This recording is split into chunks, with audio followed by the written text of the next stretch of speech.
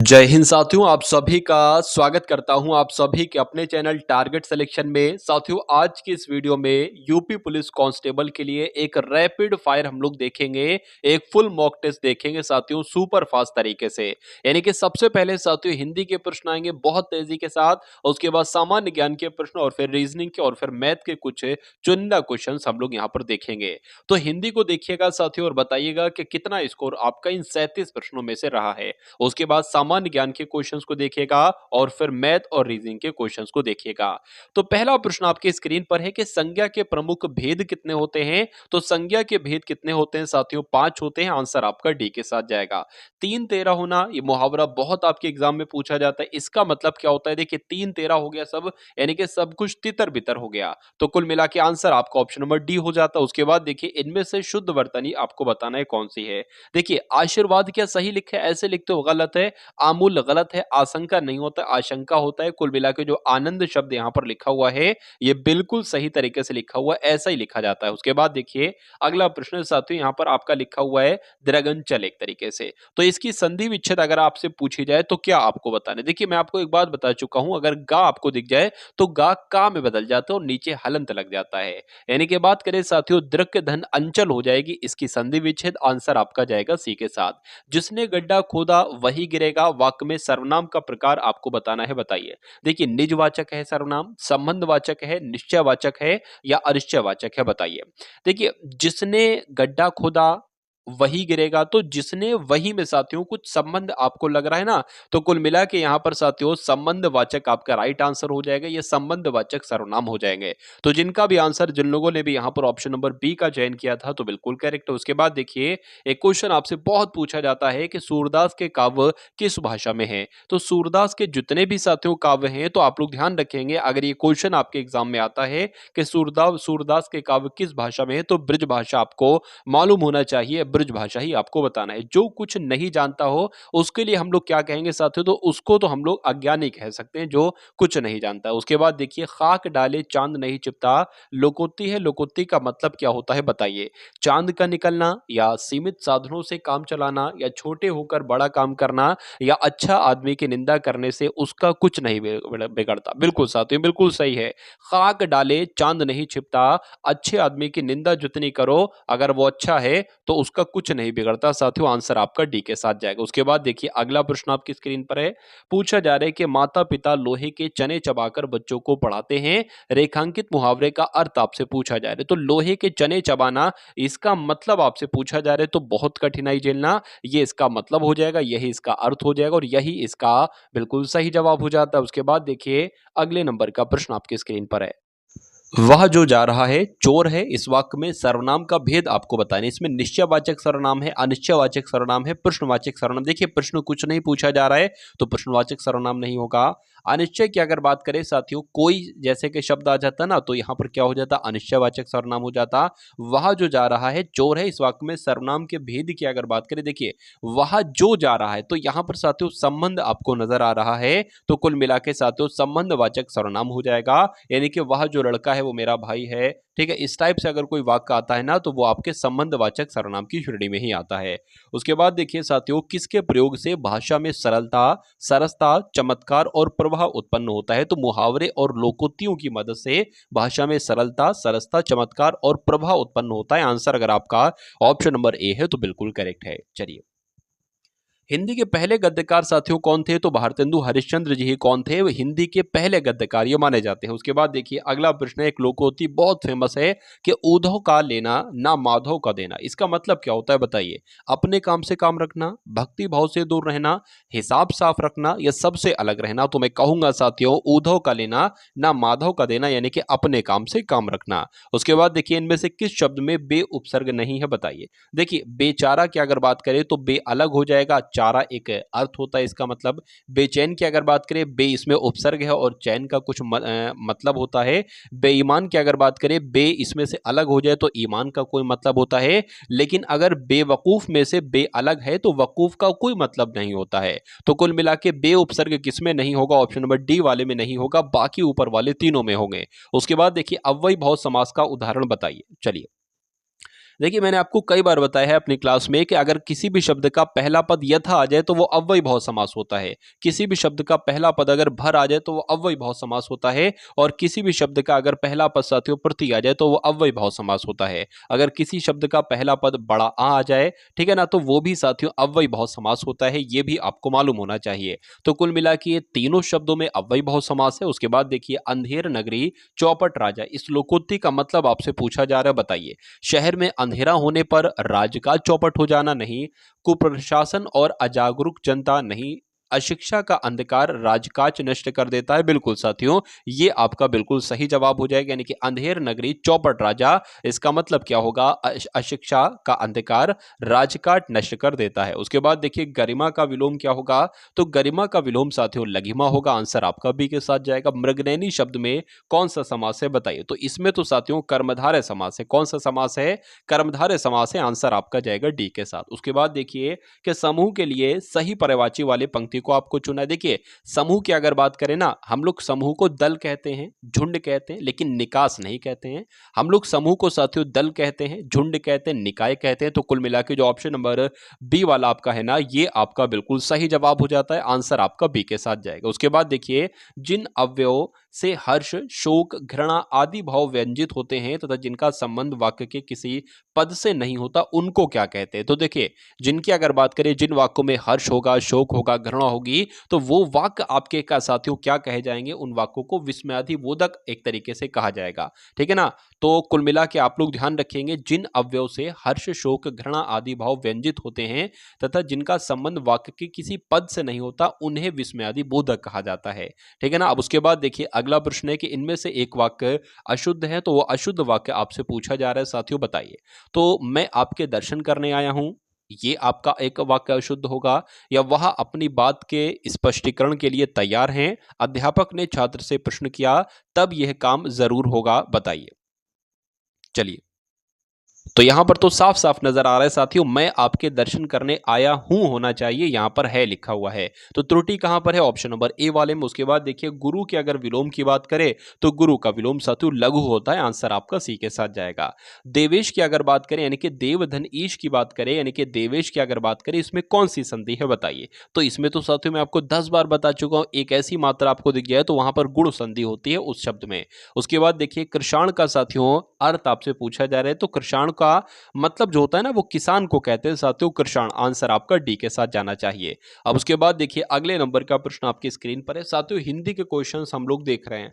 उसके बाद सामान्य ज्ञान के देखेंगे, उसमें यूपी जीके के भी क्वेश्चंस आप लोग देखेंगे। फिर एकदम साथियों टॉप लेवल के क्वेश्चंस मैं आपको मैथ के करवाने वाला हूं और रीजनिंग के करवाने वाला हूं। ये क्लास साथियों आपकी डेली चलती है, मतलब जो लोग भी यूपी पुलिस कांस्टेबल का एग्जाम की तैयारी कर रहे हैं और उनको वाकई में इस बार सिलेक्शन लेना है, तो ये मेरी डेली क्लास अगर आप साथियों ज्यादा नहीं 8 से 9 दिन तक देख लेते हैं मेरी डेली क्लास, तो आपकी तैयारी में बहुत फर्क आ जाएगा। मतलब अभी जो आपकी तैयारी है 8 से 10 दिन बाद बहुत तब्दीली आपकी हो जाएगी। अभी आप जो प्रैक्टिस सेट लगाओ और उसमें अपना स्कोर देखो, फिर 8 से 10 दिन बाद जो आप प्रैक्टिस सेट लगाते हो ना, उसमें अपना स्कोर देखना, तो साथियों बहुत फर्क होगा।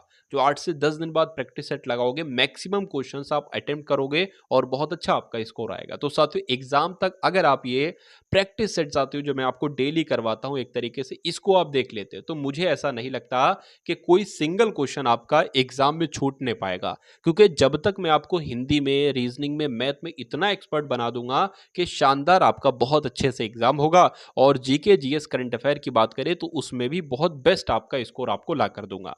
चलिए, तो कुल मिला के अगर बात करें साथियों इस प्रश्न के सही जवाब की कि इनमें से शुद्ध वाक्य कौन सा है, बताइए। यहां पर अगर बात करें, उसने एक ग्रंथ का निर्माण किया, ग्रंथ का निर्माण किया, उसने एक चित्र की रचना की है, उसकी शंका का समाधान हो गया, या इस पहेली का समाधान हो गया। तो मुझे अगर बात करें जो शुद्ध वाक्य लग रहा है वो उसकी शंका का समाधान हो गया, ये बिल्कुल सही लग रहा है। बाकी कुछ ना कुछ मिस्टेक है तीनों में। उसके बाद देखिए अगला प्रश्न है, समुच्चारित भिन्नार्थक शब्द यानी कि जलज और जलद के अर्थ क्या है। तो देखिए जलज की अगर बात करें तो जलज का मतलब क्या होता है, जलज की मैं आपको कई बार बता चुका हूं, जा जहां पर अंत में आए, जा का मतलब हो जाएगा साथियों क्या, जल। और जल में क्या होता है, कमल होता है, तो इसका मतलब तो कमल हो जाएगा। जलद का मतलब क्या हो जाएगा, जलद का मतलब होता है बादल। तो कुल मिला के ये वाला कमल और ये वाला बादल, इन दोनों शब्दों के अर्थ हो जाएंगे। आंसर आपका बी के साथ जाएगा। हंस पत्रिका के संस्थापक कौन है और संपादक कौन है, तो मुंशी प्रेमचंद ही साथियों हंस पत्रिका के संस्थापक भी हैं और संपादक भी हैं। चलिए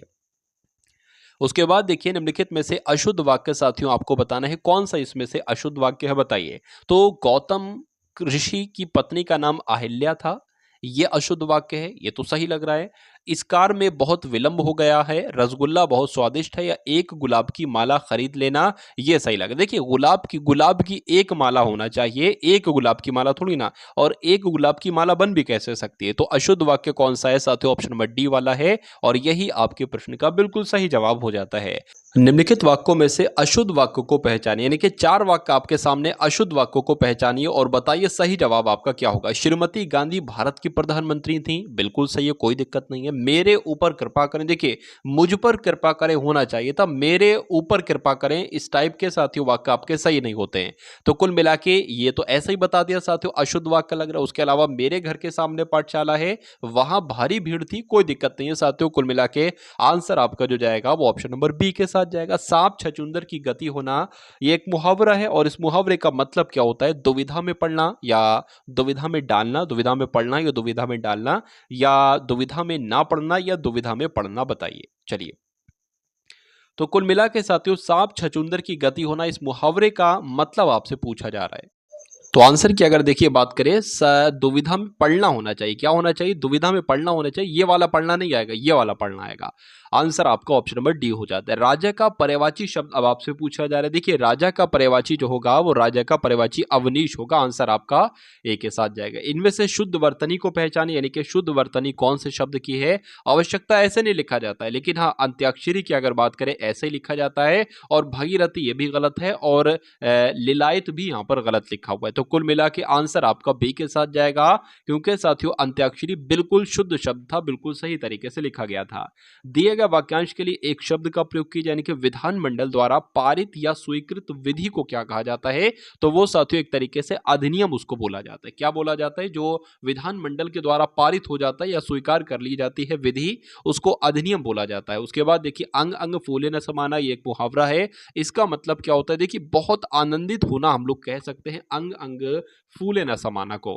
उसके बाद देखिए अगला प्रश्न है, एक तो शब्द है यहाँ पर अभिराम और एक है साथियों अविराम, दो शब्द यहाँ पर हैं, दोनों के मतलब आपको बताना है। बताइए, देखिए विराम का मतलब होता है एक तरीके से रुकना या रुकावट, लेकिन अविराम का मतलब क्या हो जाएगा, ना रुकना, लगातार एक तरीके से कह सकते हैं, या बिना रुके भी हम लोग कह सकते हैं। तो या तो ये होगा या तो ये होगा। अगर बात करें साथियों अभिराम का मतलब क्या होता है, अभिराम का मतलब एकत्रित नहीं होता है, अभिराम का मतलब होता है साथियों सुंदर। तो कुल मिला के आंसर आपका जो जाएगा वो ऑप्शन नंबर ए हो जाता है। इसके बाद देखिए अगले नंबर का प्रश्न आपकी स्क्रीन पर, बताइए कौन सा वाक्य साथियों गलत है। अब आपसे पूछा जा रहा है कि ओह बड़ा जुल्म हुआ, हिंदी के समाचार पत्र हिंदी में, हिंदी के समाचार पत्र हिंदी लिपि में छपते हैं, साहित्य और जीवन का घनिष्ठ संबंध है, अगर तुम परिश्रम करोगे तो पास हो जाओगे, ये सही है। तो कुल मिला के देखिए मुझे यहाँ पर लग रहा है कि यहाँ पर हिंदी नहीं आना चाहिए, यहाँ पर देवनागरी आना चाहिए। क्यों, क्योंकि हिंदी के समाचार पत्र हिंदी लिपि में थोड़ी ना लिखे जाएंगे, हिंदी जो है ना वो देवनागरी लिपि में लिखी जाती है, तो देवनागरी यहाँ पर आना चाहिए।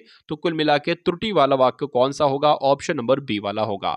प्रतिमूर्ति शब्द में उपसर्ग साथियों क्या होगा बताइए। तो इसमें तो साथियों प्रति आपका उपसर्ग हो जाएगा, और मूर्ति आपका क्या हो जाएगा, संधि विच्छेद करेंगे तो प्रति धन मूर्ति निकल कर आ जाएगा। गदर पार्टी की स्थापना किसने की। तो अब साथियों यहाँ पर सामान्य ज्ञान के प्रश्न आपके स्क्रीन पर से साथियों गुजरेंगे। तो चलिए यहाँ पर भी आप अब सामान्य ज्ञान के क्वेश्चंस को देखिएगा, और सामान्य ज्ञान के क्वेश्चंस में से बताइएगा कि 38 प्रश्नों में से साथियों कितने आपके प्रश्न बिल्कुल सही गए।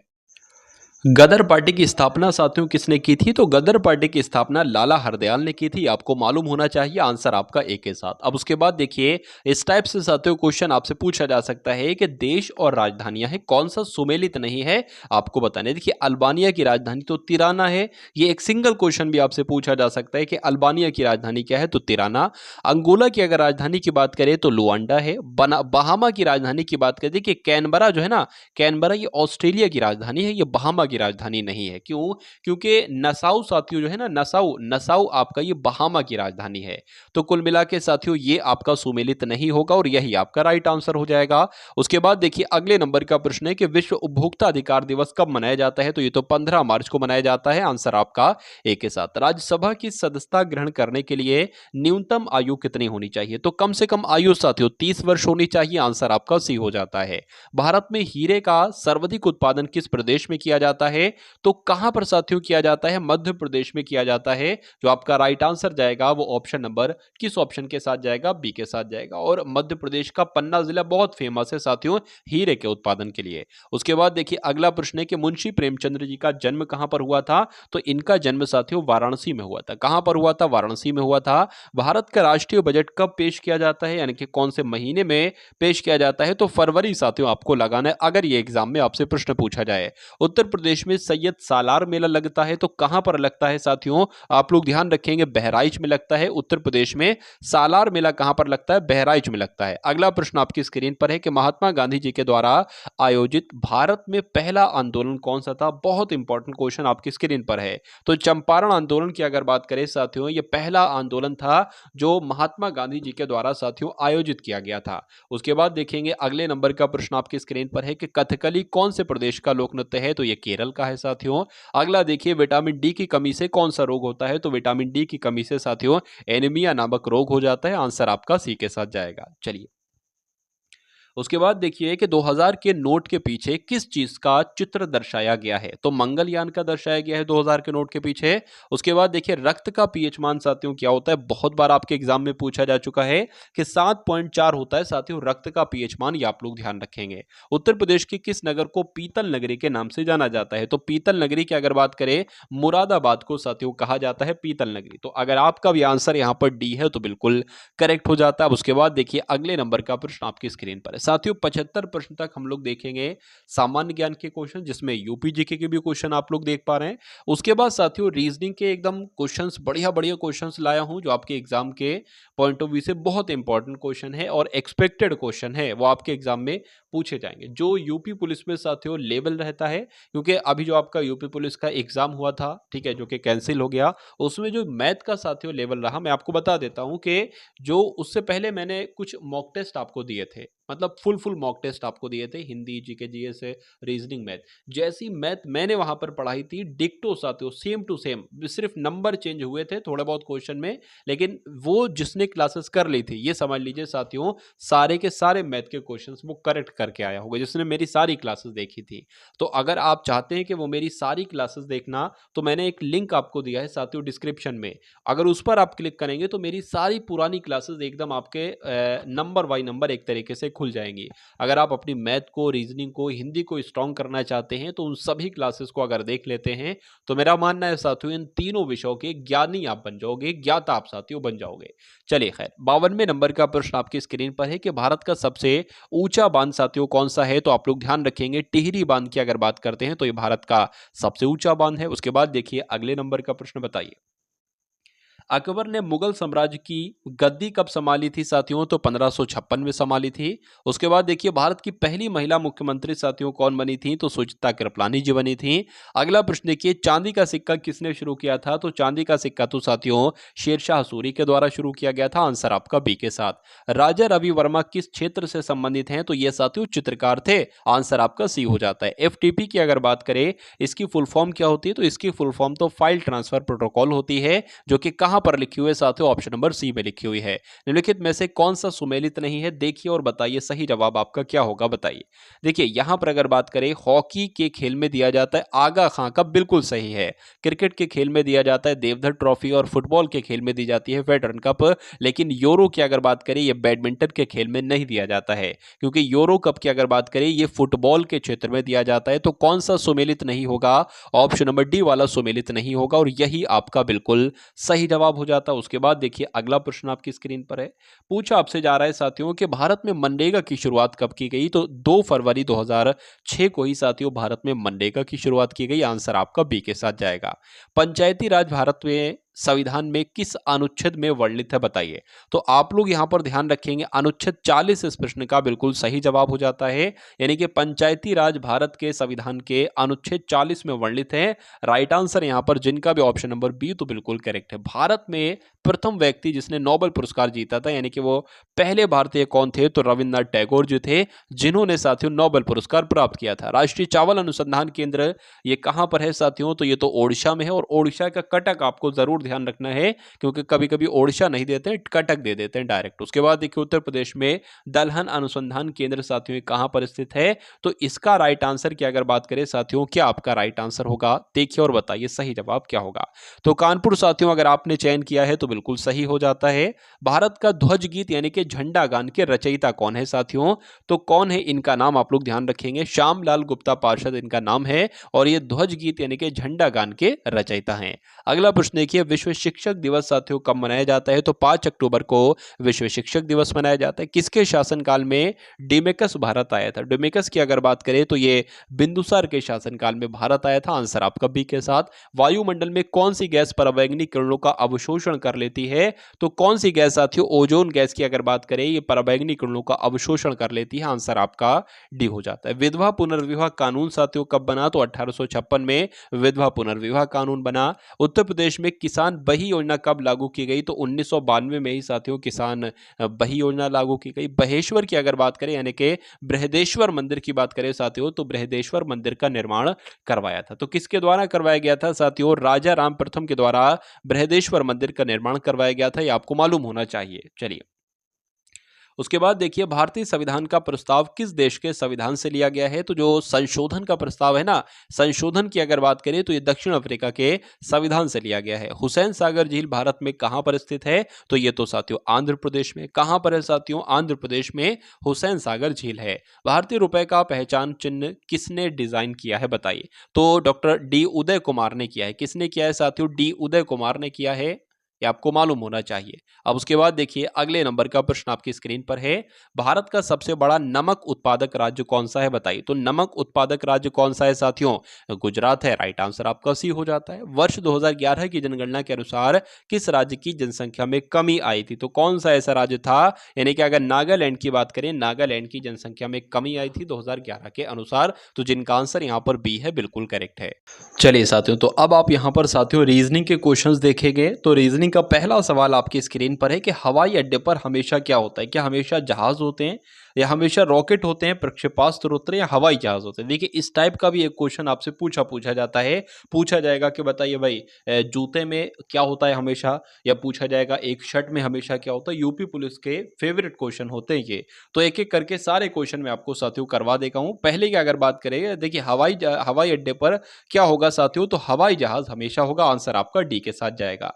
उसके बाद देखिए क्योंकि साथियों रॉकेट क्यों होगा, प्रक्षेपास्त्र क्यों होगा, और जहाज नहीं बल्कि हवाई जहाज होगा। उसके बाद देखिए अगले नंबर का प्रश्न आपकी स्क्रीन पर है, अगर बात करें कथन आपके सामने है कि क्या साक्षात्कार को यानी कि इंटरव्यू को चयन प्रक्रिया यानी कि सिलेक्शन प्रोसेस से हटा दिया जाना चाहिए, तो कह रहे हैं पहला वाला कह रहा है कि हाँ भाई हटा देना चाहिए, क्योंकि ये एक व्यक्ति परक मूल्यांकन है, तो ये तो मुझे सही नहीं लग रहा है। उसके बाद देखिए कह रहे कि नहीं हटाना चाहिए, क्योंकि उम्मीदवार के व्यक्तित्व यानी कि पर्सनालिटी तथा उद्देश्य का मूल्यांकन इससे संभव हो जाएगा। बिल्कुल साथियों, उसके उद्देश्यों का मूल्यांकन क्या है, क्या उसके उद्देश्य हैं, इसके बारे में मालूम पड़ जाएगा, और उसकी पर्सनालिटी यानी कि व्यक्तित्व के बारे में भी मालूम पड़ जाएगा। तो नहीं हटाना चाहिए ये सही होगा। ये कह रहे एक कह रहे कि हटा देना चाहिए, ये आपका गलत हो जाएगा। तो अगर बात करते हैं साथियों दूसरा वाला तर्क जो है ना वो आपका मजबूत है, और ऐसा कहां पर लिखा हुआ है, ऑप्शन नंबर बी में लिखा हुआ है, तो यही आपका बिल्कुल सही जवाब हो जाता है। चलिए प्रेरणा स्कूल जाने के लिए अपने घर से उत्तर की ओर जाती है, फिर बाईं ओर मुड़ती है, फिर दाईं ओर मुड़ती है, अंत में फिर बाईं ओर मुड़ती है, तो स्कूल पहुंच जाती है। उसका स्कूल से उसके घर से किस दिशा में, सबसे पहले मैं आपको एक चीज बता देता हूं साथियों, यहां पर अगर मान लेते हैं साथियों ये आपका ये है, ठीक है, आप बीच में यहां पर बैठे, आपका पूरब ये कहलाएगा, आपका पश्चिम ये कहलाएगा, आपका उत्तर साथियों ये कहलाएगा, और आपका दक्षिण ये कहलाएगा। अगर मैं आपसे कहूं कि उत्तर पूरब की तरफ चलिए, तो आपको इधर चलना है ऐसे, ठीक है ना। अब देखें साथियों क्या क्या कहा जा रहा है, वैसे वैसे हम करते जाएंगे। प्रेरणा स्कूल जाने के लिए अपने घर से मान लीजिए साथियों उसका घर ये है। अब वो कहाँ जा रही है? अपने स्कूल जा रही है, तो अपने घर से उत्तर की ओर जाती है, तो उत्तर की ओर साथियों हमने इसको चला दिया। फिर बाईं ओर मुड़ती है तो बाईं ओर हमने चला दिया थोड़ा सा। फिर कह रहे हैं कि साथियों दाईं ओर मुड़ती है तो बाईं ओर चलने के बाद दाईं ओर, तो दाईं ओर हमने इसको चला दिया। अंत में फिर बाईं ओर मुड़ती हैं तो बाईं ओर हमने चला दिया इनको, और तथा स्कूल पहुंच जाते हैं, यानी कि अब वो स्कूल में साथियों हैं। तो कहा जा रहा है कि उनका स्कूल उनके घर से किस दिशा में है? उनसे उनके घर से किस दिशा में साथियों? तो मैं कहूंगा आप मान लीजिए यहां पर हैं, और ये दिशा होती है साथियों क्या? ये दिशा होती है आपकी उत्तर, और ये दिशा आपकी होती है पश्चिम। तो किस दिशा में साथियों स्कूल उसका है? उत्तर पश्चिम में उसका स्कूल है। तो उत्तर पश्चिम कौन से ऑप्शन में है? ये तो साथियों ऑप्शन नंबर बी में ही दिख गया, इसलिए सही जवाब आपका ऑप्शन नंबर बी हो जाता है। चलिए, अब उसके बाद देखिए अगले नंबर का प्रश्न है कि एक टोकरी में कुछ फूल हैं, हर मिनट बाद वे दो गुने हो जाते हैं। जिसके मान लीजिए ठीक है, एक फूल है ना, तो एक मिनट बाद दो हो जाएंगे, फिर 2 मिनट बाद दो से कितने हो जाएंगे? 4 हो जाएंगे, फिर 4 से कितने हो जाएंगे? 8 हो जाएंगे, ऐसे हो रहे हैं। तो 30 मिनट बाद टोकरी भर जाती है, मतलब 30 मिनट में पूरी टोकरी भर जाती है। तो कितने मिनट बाद टोकरी आधी भरी थी? देखिए, कहा जा रहा है कि 30 मिनट में टोकरी पूरी क्या हो जाती है? फुल हो जाती है। टोकरी आधी कब भरी होगी? अरे भाई 29 मिनट की अगर बात करें, 29 मिनट में मान लीजिए साथियों टोकरी कितनी भरी है? टोकरी आधी भरी है। ठीक है, टोकरी आधी भरी है। तो जैसे ही साथ 29 मिनट है ये, 29 मिनट में टोकरी जब आधी भरी है, तो जैसे ही 1 मिनट होगा 30 हो गए, टोकरी पूरी भर जाएगी। तो मैं कहूंगा साथियों टोकरी आधी जो भरी हुई होगी वो 29 मिनट में हुई होगी, इसलिए राइट आंसर आपका ऑप्शन नंबर सी के साथ जाएगा। उसके बाद देखिए अगले नंबर का प्रश्न आपकी स्क्रीन पर है। अगर बात करें कि सुरेश एक आदमी का परिचय इस रूप में देता है कि उस स्त्री का पुत्र, सुरेश एक आदमी का परिचय दे रहा है और कह रहा है कि वह वह जो है ना, वह उस स्त्री का पुत्र है, यानी कि वो आदमी उस स्त्री का पुत्र है जो मेरी माता के पति की माता। देखिए, जो मेरी माता, ठीक है, मेरी माता के पति यानी कि मेरे पिताजी की माता है। यानी कि कहा जा रहा है एक तरीके से साथियों क्या, वो उस स्त्री का पुत्र है जो कौन है? जो मेरे माता के पति यानी कि जो मेरे पिता की माता, यानी कि मेरी दादी का बेटा है वो। एक तरीके से कहा जा रहा है कि मेरी दादी का बेटा कौन होगा? देखो, मेरी दादी का बेटा कौन होगा? एक तो वो अपने पापा के बारे में बात कर रहा होगा या अपने चाचा के बारे में बात कर रहा होगा। तो पापा है ऑप्शन में, नहीं है चाचा है, तो चाचा आपका राइट आंसर हो जाता। अब उसके बाद देखिए अगला प्रश्न आपकी स्क्रीन पर है कि 10 छात्रों का एक समूह आपस में एक दूसरे से हाथ मिलाता है, कुल कितनी बार हाथ मिलाएगी? इस टाइप का भी एक क्वेश्चन आपसे पूछा जाता है। बस चेंज ये किया जाएगा कि 10 छात्रों का समूह कर देंगे, या 20 छात्रों का समूह कर देंगे, या 15 छात्रों का समूह कर देंगे। तो इसके लिए साथियों एक सूत्र होता है, वो सूत्र आपको मालूम होना चाहिए। वो सूत्र क्या है? n(n-1) ये n क्या है साथियों? ये 10 छात्रों का समूह है ना, तो 10 यहां पर आ जाएगा, कुल मिला के 10 आ जाएगा, 10-1 आ जाएगा, बटे 2 आ जाएगा। 2 की अगर बात करें साथियों यहां पर 5 आ जाएगा। अगर बात करें साथियों 5 गुणा 9 कितने हो जाएंगे? यानी कि 9 पंजे कितने हो जाएंगे? 45 हो जाएंगे। तो यही आपका बिल्कुल सही जवाब हो जाता भाई। बहुत बढ़िया, वेरी गुड क्लास। यानी कि मैं कह सकता हूं कि 10 छात्रों का एक समूह आपस में एक दूसरे से हाथ मिलाए तो कुल 45 बार हाथ मिलाए जाएंगे। अगला प्रश्न आपकी स्क्रीन पर है, देखिए कि एक पासे की निम्नलिखित दो भिन्न आकृतियों से पता लगाएं कि लाल के सामने कौन सा रंग है। देखिए आपके सामने साथियों ये कुछ इस तरीके से है, आपको बताना है कि लाल के सामने कौन सा रंग है, बताइए। अच्छा, लाल कहाँ कहाँ पर है ये एक बार देख लीजिए। एक तो लाल यहाँ पर है, क्या यहीं पर लाल दिख रहा है? नहीं दिख रहा है। अच्छा, एक चीज यहाँ पर आप देख पा रहे हैं कि पीला और सफेद यहाँ पर है, और सेम यहाँ पर भी वही पीला और सफेद है। ठीक है ना, कभी भी ऐसी कंडीशन आपके सामने बन जाए यानी कि दो सेम सेम यहाँ पर जो हो वो यहाँ पर हो, और यही दो चीजें अगले वाले पासे में भी हो, और ये दो चीजें देखिए सेम सेम है, तो मैं कहूंगा कि इसका विपरीत क्या होगा? ये काला होगा। अगर आपसे पूछा जाता लाल का विपरीत क्या है तो काला बताते, काले का विपरीत क्या है तो लाल बताते। कुल मिला के पूछा क्या गया था? लाल का विपरीत तो काला हो जाएगा, यानी कि आंसर आपका जाएगा ऑप्शन नंबर बी के साथ। अब उसके बाद देखिए अगले नंबर का प्रश्न आपकी स्क्रीन पर है। यहां पर क्या पूछा जा रहा है साथियों, देखिए और बताइए सही जवाब आपका क्या होगा।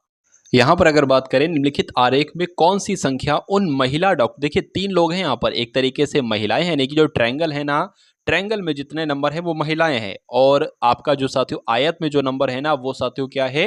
वो आपके रोजगार में लगे हुए लोग हैं, और जो सर्किल में है वो एक तरीके से डॉक्टर हैं।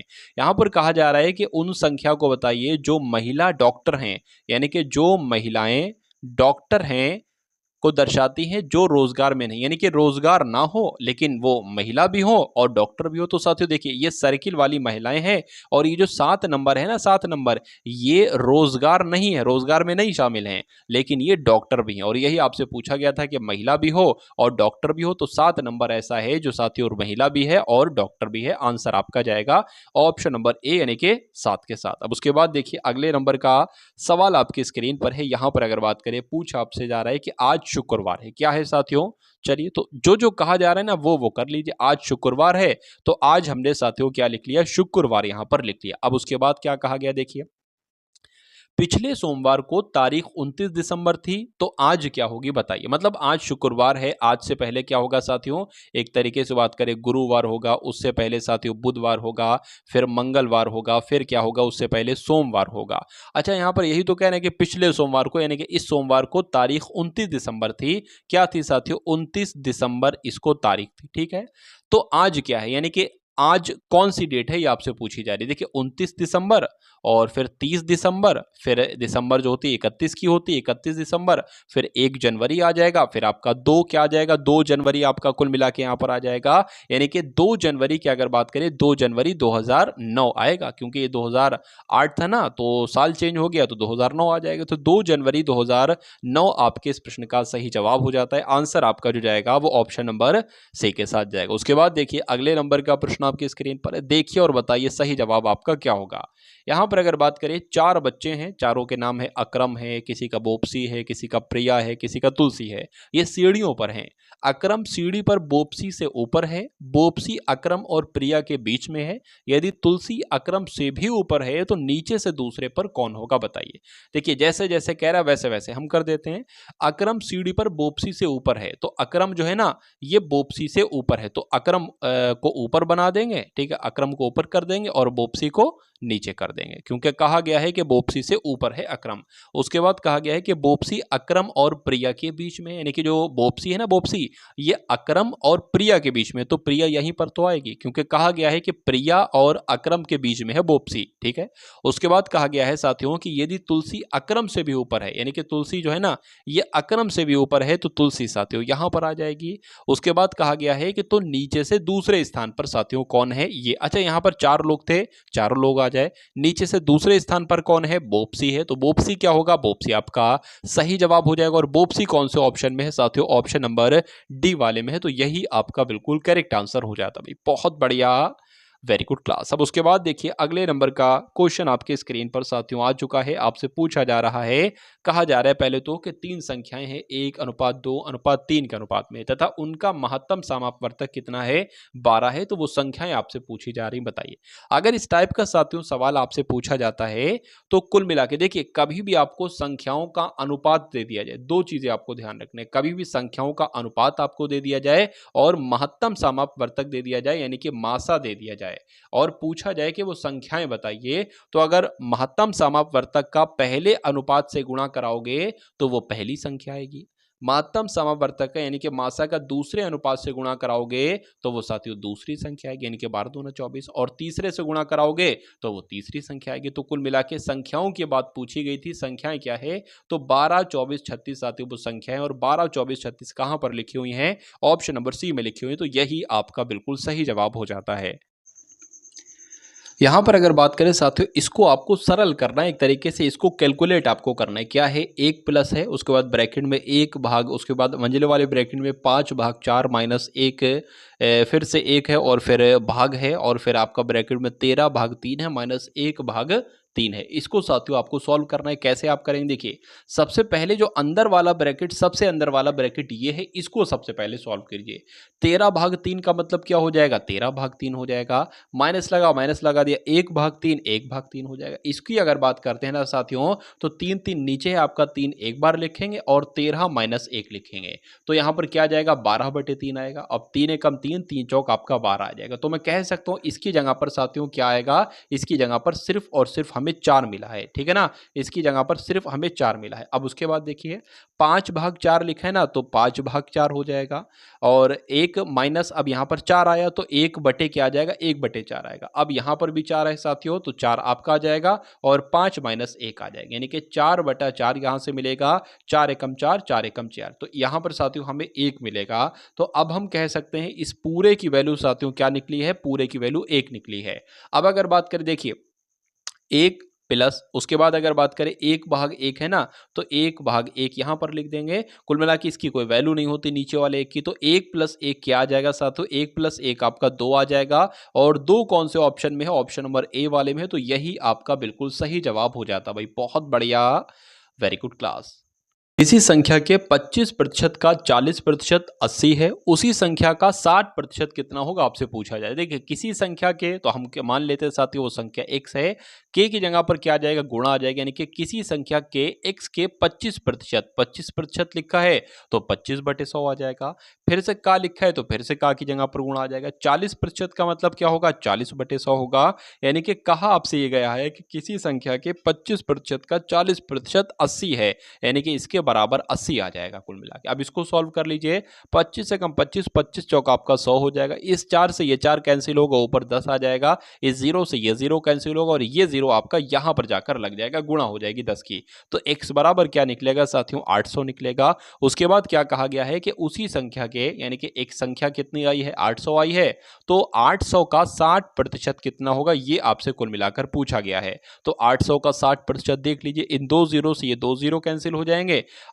6 छंग 36, 6 7 42, 6 8 48 हो जाएंगे, तो 48 और 1 0 आपका लग जाएगा, यानी कि 480 साथियों आपका राइट आंसर आ जाएगा, जो कि ऑप्शन नंबर डी में है। अब उसके बाद देखिए अगले नंबर का प्रश्न आपकी स्क्रीन पर है। अगर बात करते हैं यहाँ पर कि क्या होगा साथियों इसका सॉल्यूशन, देखिए और बताइए, राइट आंसर बताइए। चलिए साथियों, वीडियो को लाइक न किया हो तो तुरंत वीडियो को लाइक कर दीजिए। चैनल पर नए हैं तो चैनल को भी जरूर सब्सक्राइब कर लीजिएगा।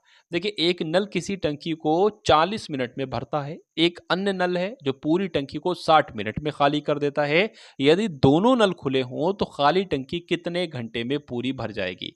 देखिए ए एक नल है जो किसी को भरता है 40 मिनट में, लेकिन बी एक नल है जो किसी को खाली कर देता है 60 मिनट में। खाली के लिए माइनस, प्लस के लिए भरे के लिए प्लस। देखिए अब एक ऐसा नंबर लेंगे जो कि 40 से भी कट जाए और 60 से भी कट जाए, तो यहाँ पर 120 हो जाएगा। 40 तिया 120 और 60 दूना 120। तो मैं ये कह सकता हूं कि एक नल ए जो है ना, ये 3 पानी भरता है, 3 एक तरीके से कह सकते हैं 3 लीटर पानी भरता है, तो बी जो है ना ये 2 लीटर पानी खाली कर देता है। और दोनों एक साथ चलेंगे तो मैं कहूंगा साथियों कि 1 मिनट में, क्या 1 मिनट में साथियों ये 1 लीटर पानी भरेगा। इतनी तो कहेंगे ना, 1 मिनट में 1 लीटर पानी भरेगा। टोटल पानी की अगर बात करते हैं ना साथियों, टोटल पानी कितना है साथियों, टोटल पानी 120 है। ठीक है, टोटल पानी साथियों 120 है।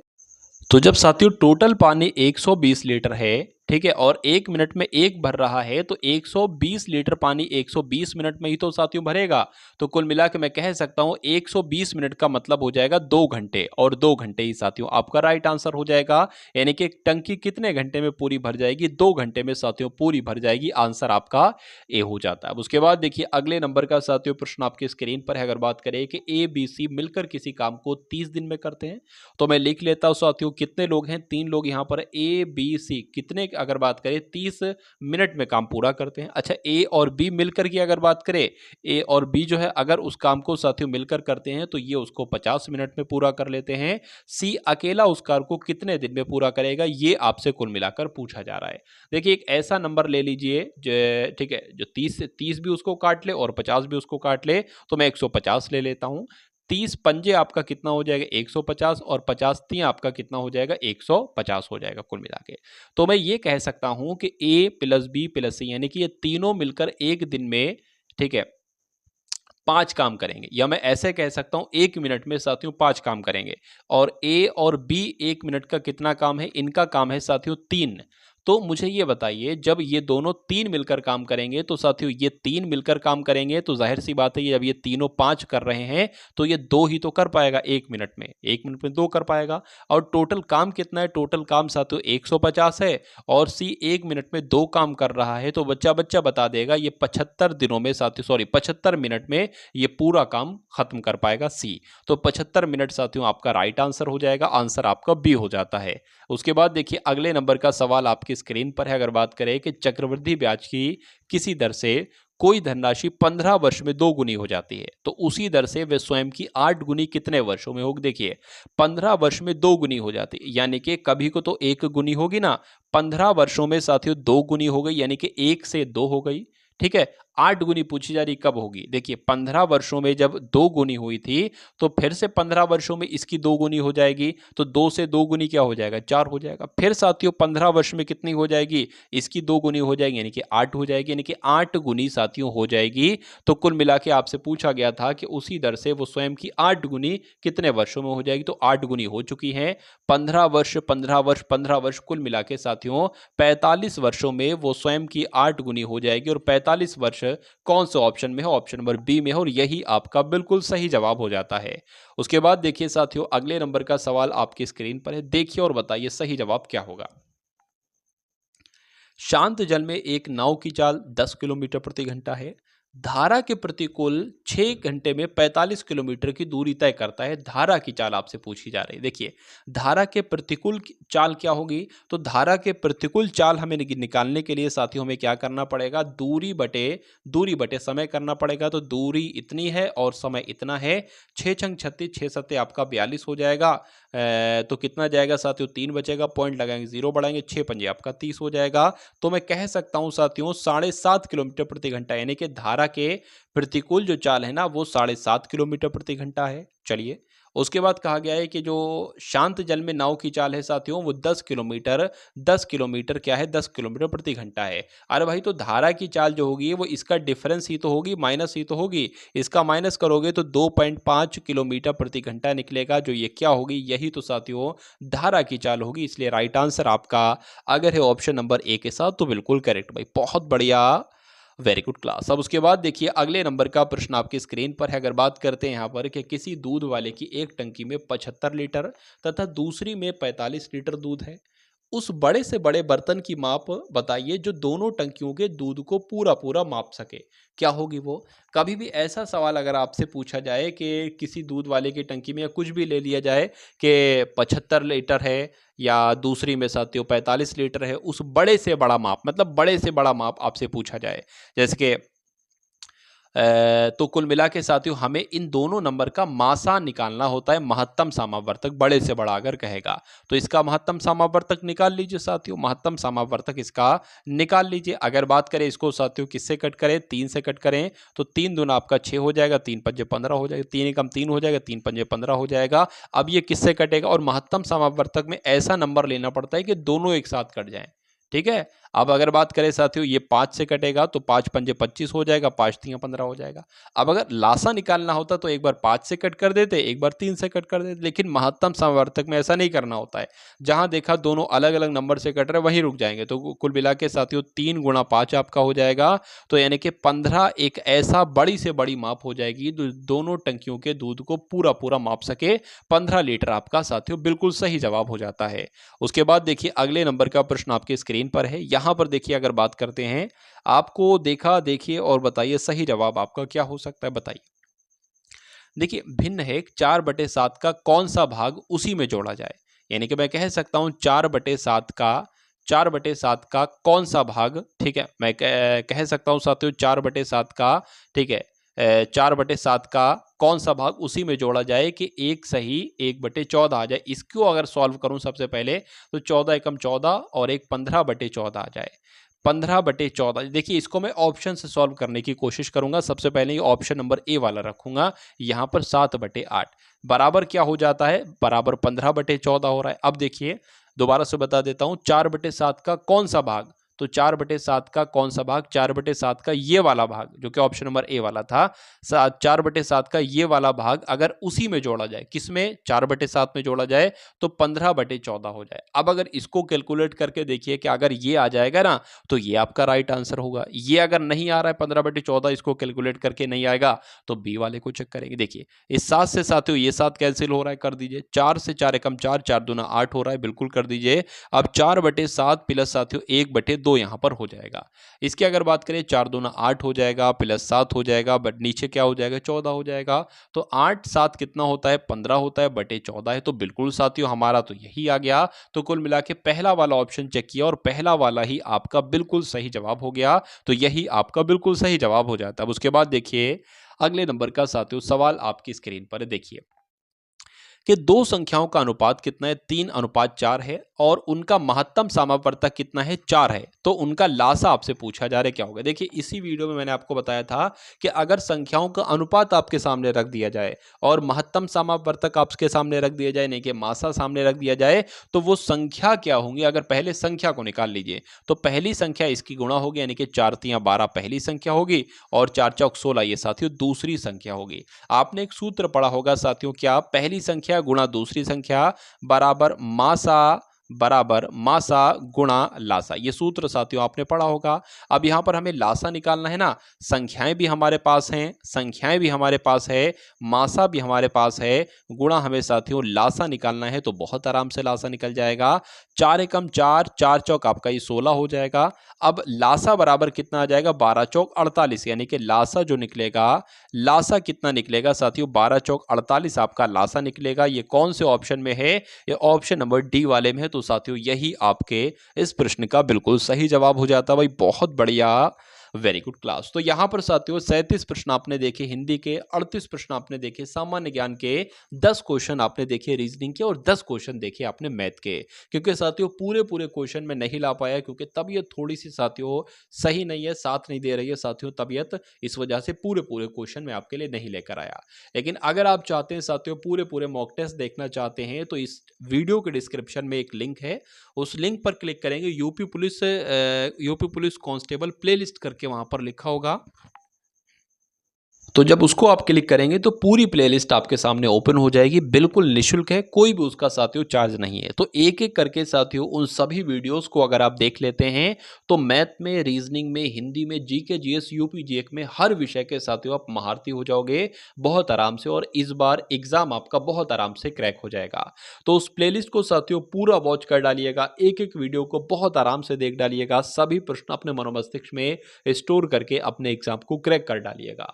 तो मिलते हैं साथियों हम सभी लोग आने वाली वीडियो में, हो सके तो वीडियो को शेयर कर देना। जय हिंद साथियों।